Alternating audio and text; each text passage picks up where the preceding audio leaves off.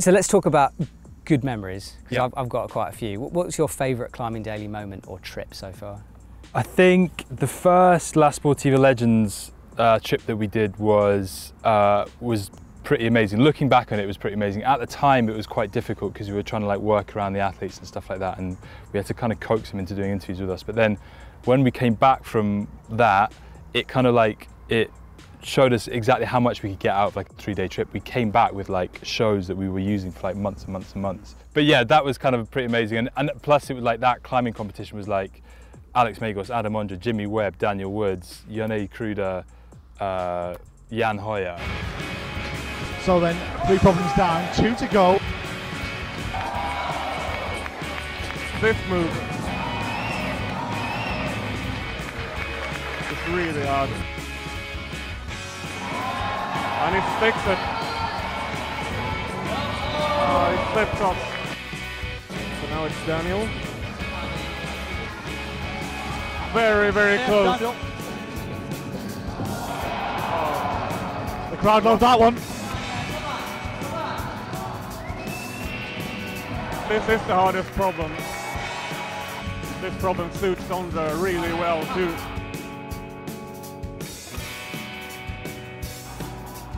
Searching for the power, and the point! Whenever we can work with Ondra, it's always kind of a good day, isn't it, really?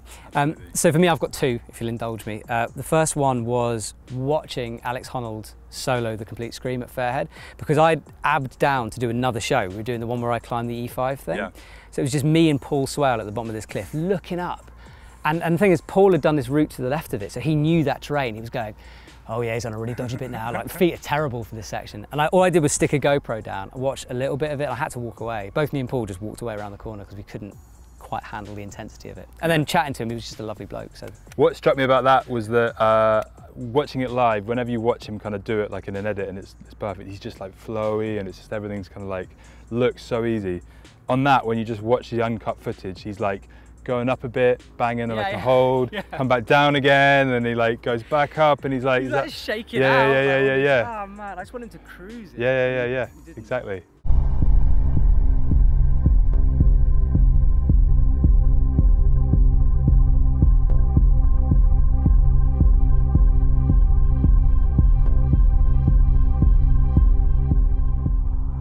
And throughout the day, were you thinking in the back of your mind, right, I'm going to go for it later on, or was it just, I'll see how I feel later? Yeah, I was just kind of like, see how I feel. I mean, it was really hot in the sun and like the wall was really hot, but then actually I was kind of cold on top because of the cold wind. So I was like, well, even though the rock's hot, at least my skin is kind of cold and I'll be like, okay for, you know, basically it was just one of those things. And then the other one was my first trip with Climbing Daily. We went to the Sisu Masters in Finland. I remember that. Yeah, and so we rushed off this plane, got a taxi, jumped into this building, and I walked through the door and there was Jimmy Webb, Nali Hutavel, Daniel Woods, Dave Graham, Anthony Goldstein, like my heroes. And like Jimmy Webb is this person who I've watched on every climbing video. He's larger than life, in real life as well.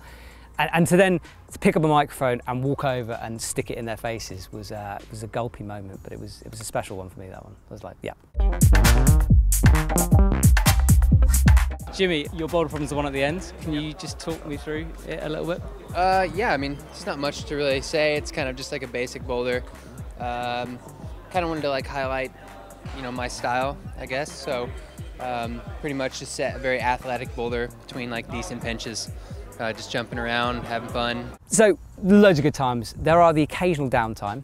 One thing that always makes me laugh and people seem to forget is like, I think people think our jobs are running around the world doing this all the time. There is an element of office work in this. True.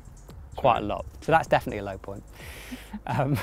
Another one for me was we were meeting up with Adam Ondra on the Frankensjura shoot, and we'd left like loads of time, and I had a Google map, I was trying to read it, and like every time we were on the motorway it would divert but not quite tell you it was going to divert until you were sort of on the other track. So we drove round this motorway for like half an hour. It was so late for Adam.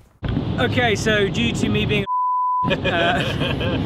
and slightly confusing sat-nav, we're a little bit late. Whoa! Whoa! So Hugo is driving very quickly. Not as fast as that guy though. That guy is going faster. But yeah, we should be just like maybe a few minutes late, so hopefully it'll be okay. Did I dribble? I don't think so. I remember you said to me afterwards, you said that, watching him flash that, was definitely a high point for you. It's crazy. It's just maybe we can show a clip of it. He's breathing, and we cut the music out in the edit because it was so powerful.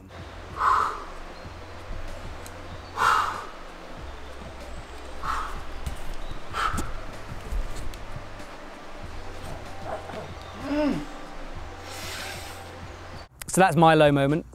I mean, it was kind of a high moment. That was kind of a high. That was quite good. Is that a joke? Well, Like a high because he's climbing? no. Yeah.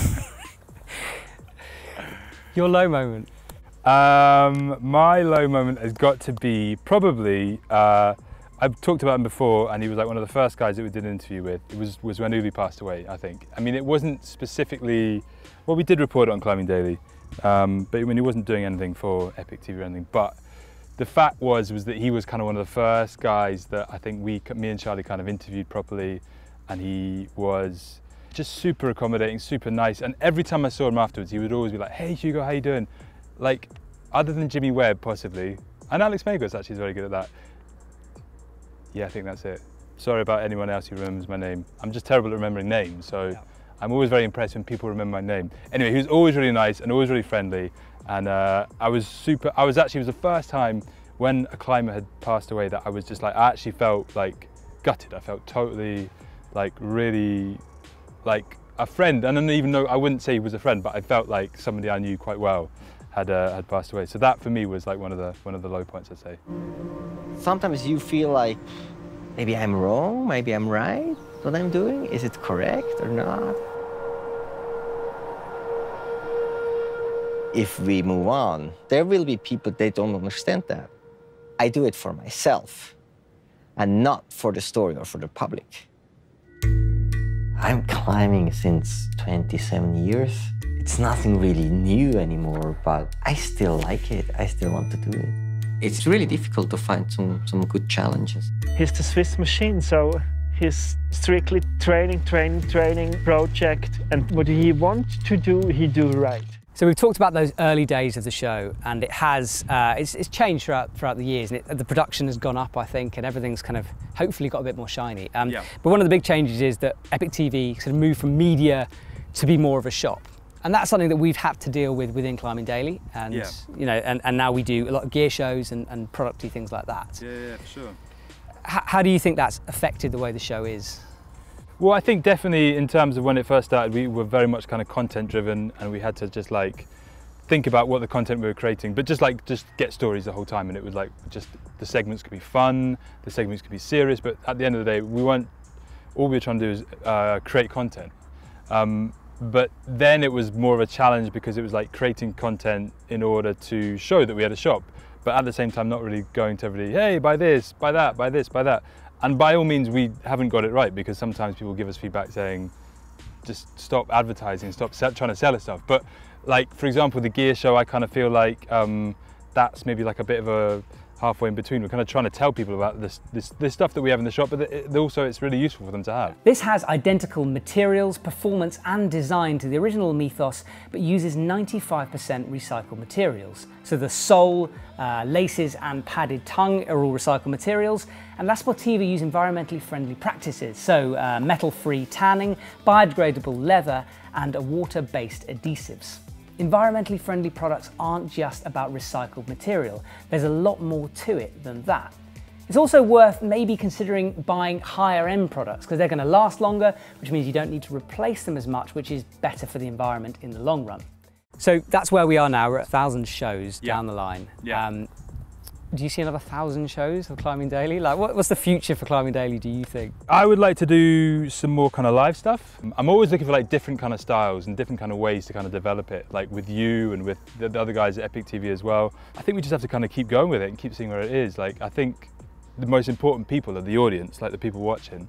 So we always have to listen to what they're saying and what they think. But generally speaking, we get really good feedback. And so, you know, I think it's where it's going, the tracks that it's on are pretty good. So as technology has improved, so is the way we can connect with people as well. So we're now on like Instagram, so you can follow along on stories on all our trips. You film a vlog. I film a vlog, yeah.